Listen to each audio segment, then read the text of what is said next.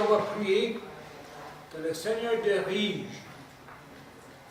Si quelqu'un peut prier, s'il vous plaît. Seigneur Jésus-Christ, on te remercie pour ce moment que tu nous donnes, pour te donner qu'est-ce que tu nous donnes un petit peu, Seigneur, avec nos faibles mots et avec nos faibles moyens. Notre frère va nous apporter ta parole. Faites que ça ne force pas d'une oreille à l'autre. Faites que ça travaille notre cœur et notre âme. Au nom de ton Fils, le Seigneur Jésus-Christ. Amen. Amen. Merci. Oui, je vais être honnête avec vous cette fois ici pour préparer un message. Je vais vous dire c'était long et c'était pareil comme si avec rien. Je priais, Seigneur, donne-moi de quoi, puis il n'y avait rien. Et ça fait longtemps que je pense dessus, mais je ne trouvais pas vraiment qu'est-ce que j'ai voulu avoir, puis en tout cas, c'est une longue histoire. Ce matin, je vais regarder, on accepte Jésus-Christ comme sauveur personnel, on dit qu'on a la vie éternelle, ok? Ça c'est, après on meurt, on a la vie éternelle, n'est-ce pas? Oui. Mais qu'est-ce que ça fait pour nous aujourd'hui? Ok? Alors,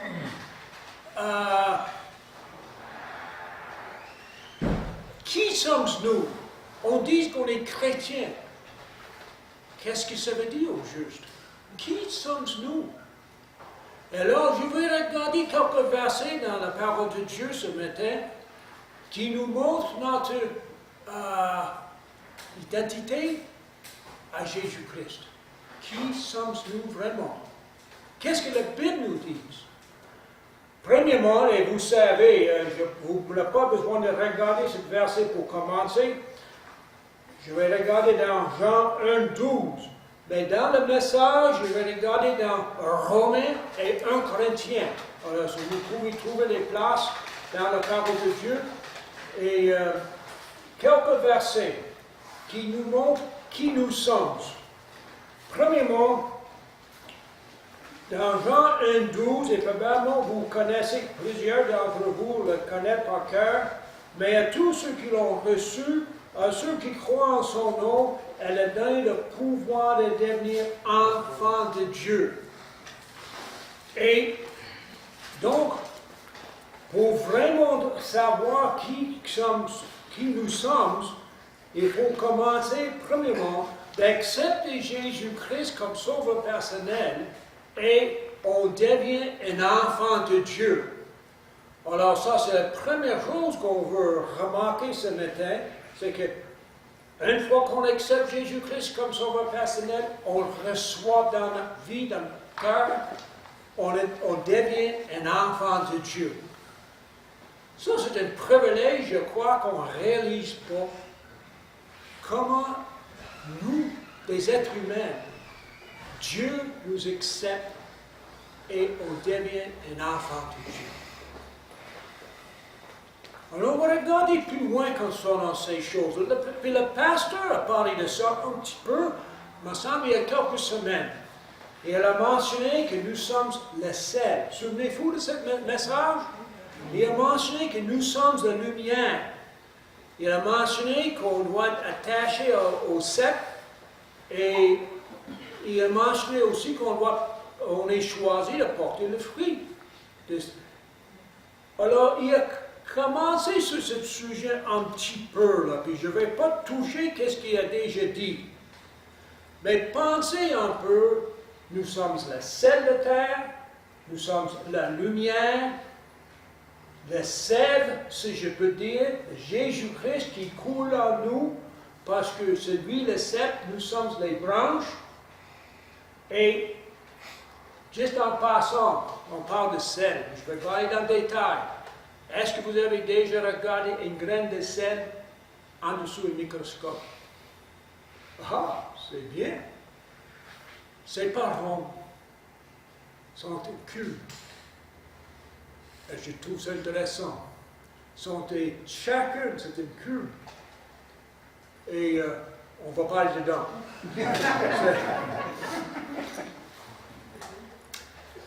Romains chapitre 6, s'il vous plaît, pour vous qui a vos Bibles. Romains chapitre 6 et verset 18. On est un enfant de Dieu, on est de lumière, on est de sel.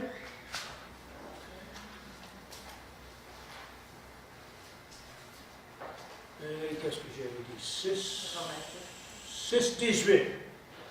6, 18. Ayant été affranchis du péché, vous êtes devenus esclaves de la justice. Je suis tellement content que le pasteur il regarde dans les dictionnaires pour les différents mots parce que ça m'encourage, parce que moi je dois regarder pour vraiment savoir vraiment l'essence vraiment de ces mots. Et ça, je sens bien lorsque je vois que le pasteur regarde aussi. Je pense que ce n'est pas parce qu'il ne connaît pas les définitions. Moi, parfois, je ne connais pas le vrai sens de certaines définitions de certains mots. Mais lorsqu'on regarde, je suis un esclave de la justice. Et c'est difficile pour moi d'aller dans la profondeur de ça. J'ai regardé dans un dictionnaire pour voir le mot esclave. Est-ce qu'il y a d'autres choses que qu'est-ce qu'on pense d'habitude? Maintenant, attends une minute here, ici, là. Esclave de Dieu.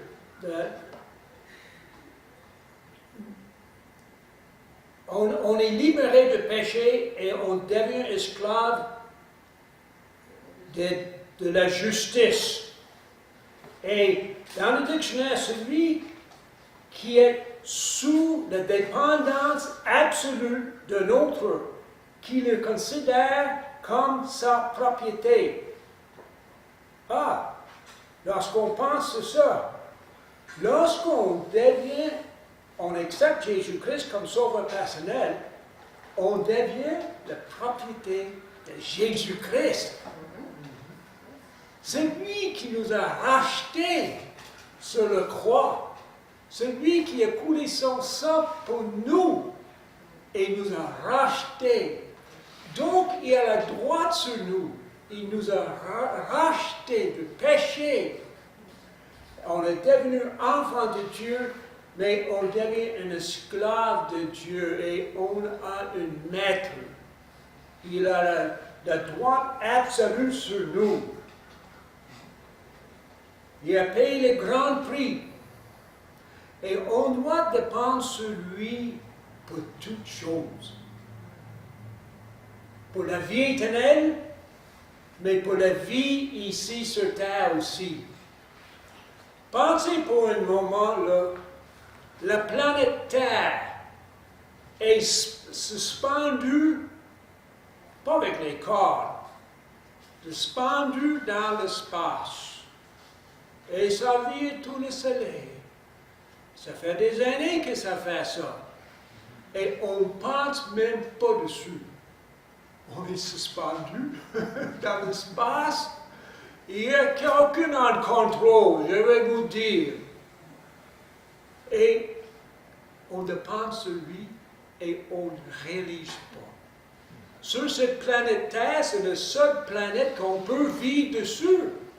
Sur la planète Terre, on a de l'eau, on a l'air qu'on peut respirer, et tout ce qu'on a besoin, on trouve ici sur Terre. Mais qui a fait tout ça? Les autres planètes n'ont pas ça.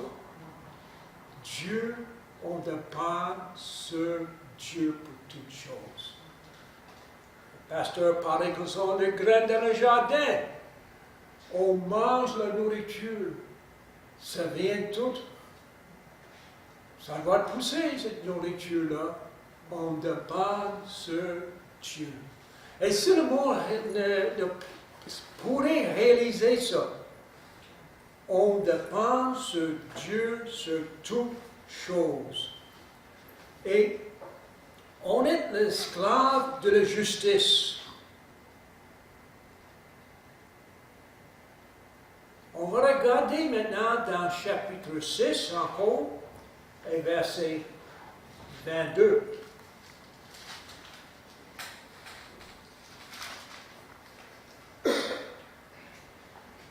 Mais maintenant, étant affranchi du péché et devenu esclave de Dieu, vous avez pour fruit la sainteté et pour fin la vie éternelle. Alors, on voit ici que nous sommes esclaves de Dieu. Et on est libéré du péché.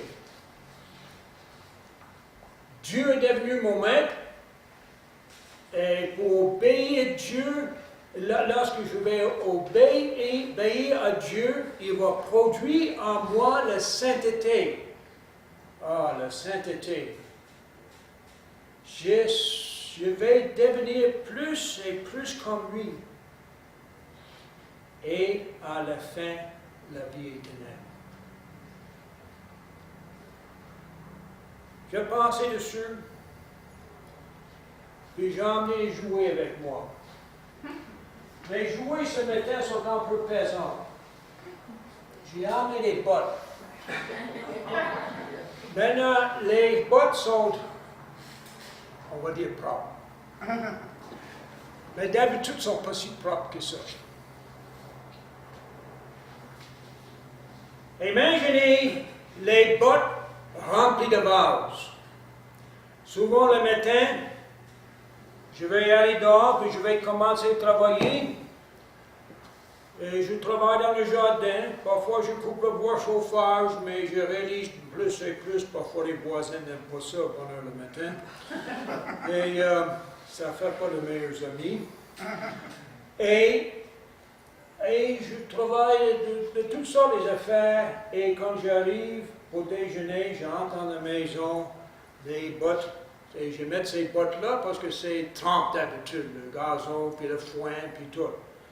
Les bottes sont sales. Parfois, je vais dans le ruisseau, puis je vais les laver. Mais lorsque je reviens, elles sont sales encore. Mais vous savez, je laisse d'habitude, pas toujours, mais d'habitude, je laisse ces bottes dehors. Et je mets autre chose pour la maison. Quelque chose de plus propre.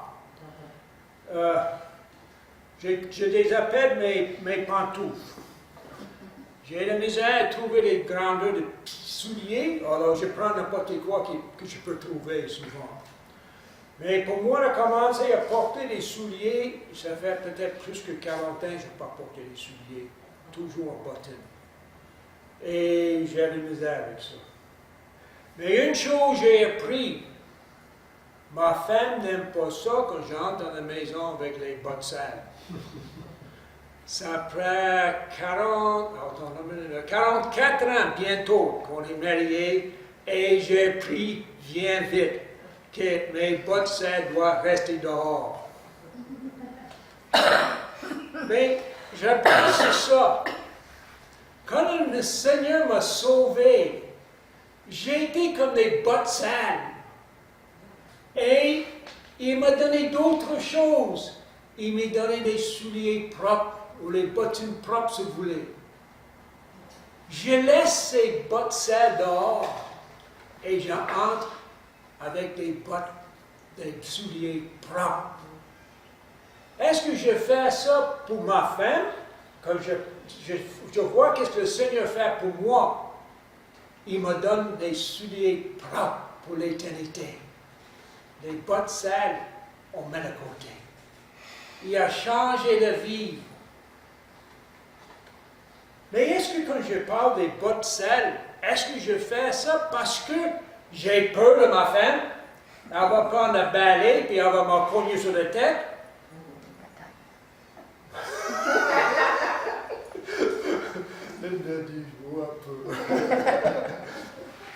Peut-être au début ça arrivait, non, pas vraiment, elle n'a jamais fait ça. Mais je fais ça parce que j'aime ma femme. Volontairement, je vais laisser, après j'ai pris, je vais laisser mes bottes sales dehors. Mais quand le Seigneur m'a sauvé, c'est la même chose. Je laisse les bottes dehors. C'est lui qui me donne une nouvelle vie. Est-ce que je veux retourner puis prendre ces bottes sel puis entrer dans la maison avec? Je ne veux pas, parce que je veux plaire à ma femme. Et c'est la même chose avec la vie. Est-ce que je retourne dans l'ancienne vie, les anciennes coutumes, si je veux dire, les anciennes manières de vie, ou est-ce que je veux marcher une vie de sainteté?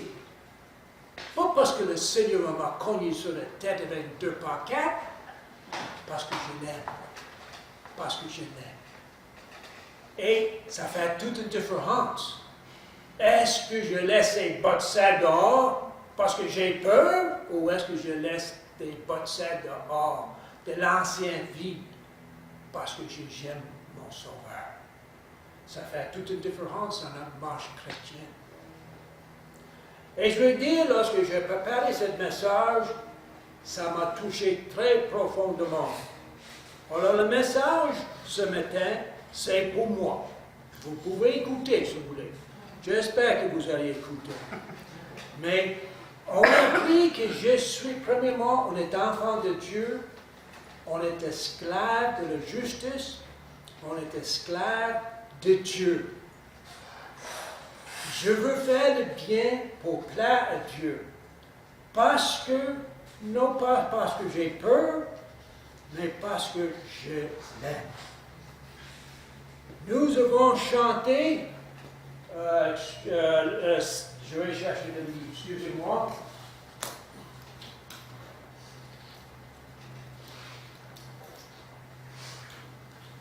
On a déjà chanté un chant, et le titre m'échappe juste comme ça. Ça arrive des fois. Les choses m'échappent assez vite. J'ai écrit le numéro. J'ai choisi de suivre Jésus-Christ. En mon cœur, j'ai choisi de suivre Jésus-Christ. Puis ça continue le même. Et après le refrain, oui pour toujours, oui pour toujours. Le deuxième strophe, c'est si mes amis s'en vont, qu'importe, moi j'irai. Ça continue. Et c'est pour toujours. Et le troisième, au monde, je dis non. Joyeux, je prends ma croix. Et ça se répète. Oui pour toujours, oui pour toujours. Alors la vie chrétienne n'est pas juste pour un jour à l'autre, c'est pour toujours. Et on devrait avoir ce désir de marcher avec le Seigneur parce qu'il nous aime. Dans Romains chapitre 8 maintenant, le verset 14. 8, 14, et nous lisons: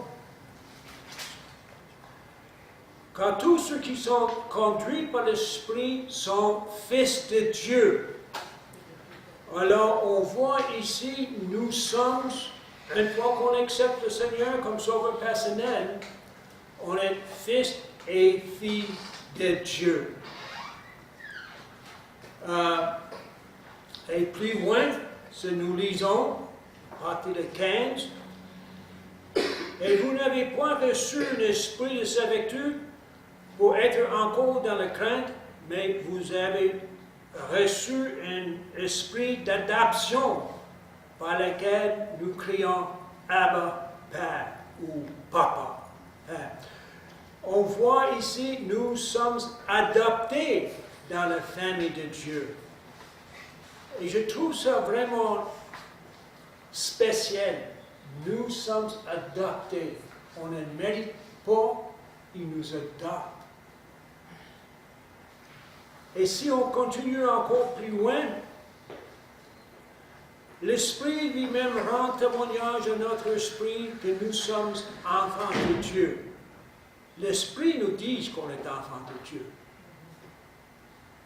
Est-ce que vous avez déjà senti des fois, quand tout va mal, quand il ne fait pas beau, quand il neige pour 3 jours de temps, ou il mouille de 3 jours de temps, je me demande si je suis sauvé. Et l'Esprit de Dieu est là pour nous dire, hey, tu acceptes Jésus-Christ. Tu es un enfant de Dieu. Alors cet esprit est là. Or, si nous sommes enfants, nous sommes aussi héritiers. Héritiers de Dieu et co-héritiers de Christ. C'est toutefois nous souffrons avec lui afin d'être glorifiés avec lui. Alors je vois 2 autres choses ici. Héritiers, nous sommes héritiers de Dieu et co-héritiers de Christ. Je ne sais pas la profondeur, je ne connais pas la profondeur de tout ça. Nous sommes héritiers avec Dieu, co-héritiers avec Jésus-Christ. Il veut partager avec nous toutes choses. Et j'imagine que je ne vais pas comprendre la profondeur de ça avant d'aller au ciel. Et là, on va voir vraiment qu'est-ce que ça veut dire tout ça. Quand je vais aller au ciel, je ne peux pas revenir vous dire comment c'est. Je ne vais être pas capable. Dieu nous a laissé sa parole. Et il nous a donné assez dedans pour nous donner un avant-goût. Pas trop, parce qu'on ne peut pas tout comprendre ici avec notre cerveau humain. Alors, il nous donne un avant-goût, juste assez pour, ah oui, on peut aller. Ça va être bon. Et il peut partager tout ça avec nous. Un passage que vous connaissez, je suis certain très bien, dans Jean chapitre 14 et le verset 1 et 3. Que votre cœur ne se trouble point, croyez en Dieu, croyez en moi. Et il y a plusieurs demeures dans la maison de mon Père. Si cela n'était pas, je vous l'aurais dit, je vais vous préparer une place. Et lorsque je m'en serai allé et que je vous aurai préparé une place, je reviendrai et je vous prendrai avec moi, afin que là où je suis, vous y soyez aussi. Il veut qu'on soit avec lui. Il veut tout partager avec lui. Et il prépare une place pour nous. Ah, moi, je trouve ça tellement beau. Et même, on va dans le... Nous, les êtres humains, on va dire, oh, quelle place, on va être comme une planète, et tout ça. Même s'il nous donne une cabane de bois, là, quelle différence que ça donne, on va dans sa présence. Et là, on ne peut pas imaginer comment ça va être beau. Alors, il nous partage tout ce qu'il y a avec nous. On est co-héritiers avec lui. Alors, et nous sommes adoptés dans sa famille. Maintenant, on va sauter à 1 Corinthiens chapitre 3. 1 Corinthiens chapitre 3, verset 3 à verset 16.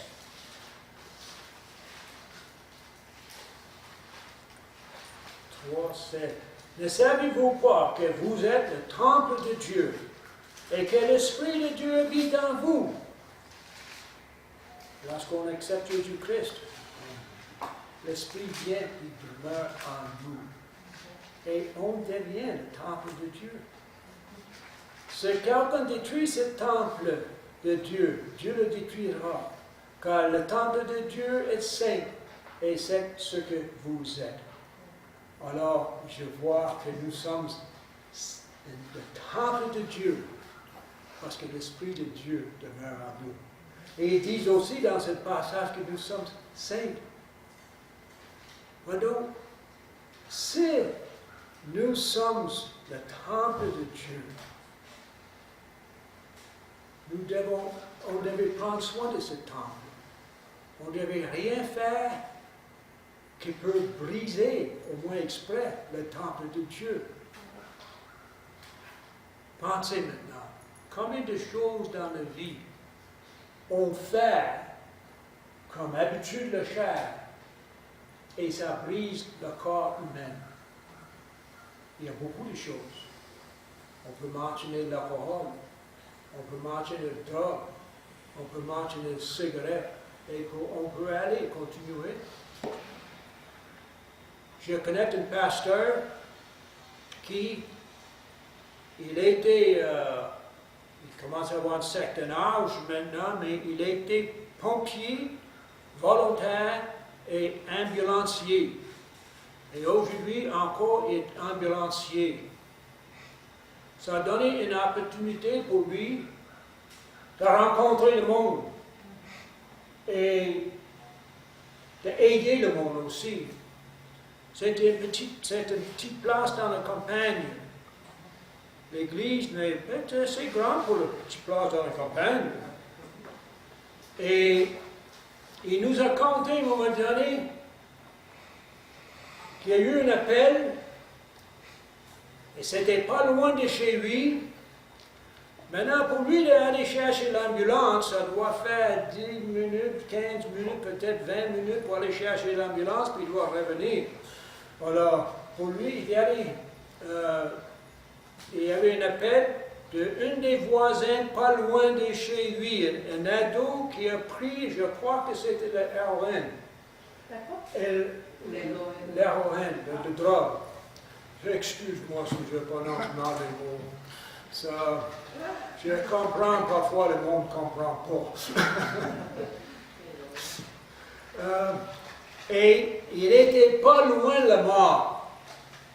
Il a réussi à l'amener à la vie. Et lorsqu'il commence à se sentir très bien, il a voulu le faire encore. Il n'a pas pris la première fois. Il a voulu le faire une deuxième fois, presque tout de suite après. Il a senti un peu mieux. Alors, on voit ça que le monde, il ne réalise pas, ou peut-être il réalise, mais ça ne leur dérange pas, on participe dans les choses du monde et on brise cette corps. On a entendu, on a vu une documentation qu'ici au Canada, l'espérance de vie descend. On dit dans notre temps, l'espérance de vie augmente. Mais lorsque je regarde dans la Bible, non, notre espérance de vie n'est pas si haut que ça. Mais ça, il disait ça montait, mais maintenant ça descend à cause de drogue dans le pays. Alors ça, c'est une situation triste. Et on cherche toutes sortes de raisons, pourquoi ci, pourquoi ça. Et je suis convaincu qu'est-ce qu'on a besoin, plus que jamais, dans le pays, en Amérique du Nord aussi, mondialement, c'est la parole de Dieu. Le Seigneur qui change le cœur. Et là, on veut vivre pour le Seigneur. Et on veut prendre soin de ce corps. Les choses changent. Alors, nous voyons plusieurs choses, et je n'ai pas le temps d'aller plus loin. Alors, je vais arrêter avec ça. Mais c'est une chose, nous sommes pas juste n'importe qui, de réaliser qui nous sommes. Et je veux juste mentionner aussi dans le verset 16, cette expression qui peut-être on lit puis on ne regarde pas trop, ne savez-vous pas? Cette expression est mentionnée 10 fois dans Corinthiens. Ne savez-vous pas? C'est pareil comme il n'était pas au courant que nous sommes le temple de Dieu. Et donc on doit marcher dans la manière pour montrer qui nous sommes.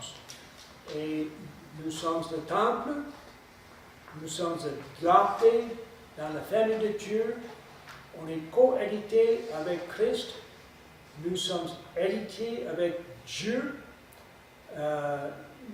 On est esclaves de Dieu, esclaves de justice, et nous sommes ses enfants. Seigneur notre Dieu, nous te remercions pour ta parole. Et il y a beaucoup d'autres d'expressions dans ta parole qui montrent qui nous sommes. Seigneur, nous prions que tu nous aides parce que nous sommes tes enfants, parce que tu as payé le prix pour nous, parce que tu nous aimes et tu nous as acceptés, tu nous as adoptés dans ta famille, parce que Seigneur, tu veux, on est un héritage éternel avec toi. Fais-nous, Seigneur, pour chacun de nous, de déterminer dans nos cœurs de suivre Jésus. Dans la vie, dans nos vies chaque jour, dans nos paroles, dans nos actions et dans tout. Parce que, Seigneur, tu nous aimes.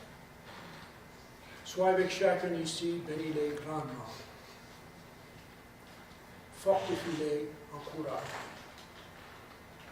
Et merci, Seigneur, lorsque tu nous sauves, c'est pour toujours. Au nom de Jésus. Amen. Amen. Amen.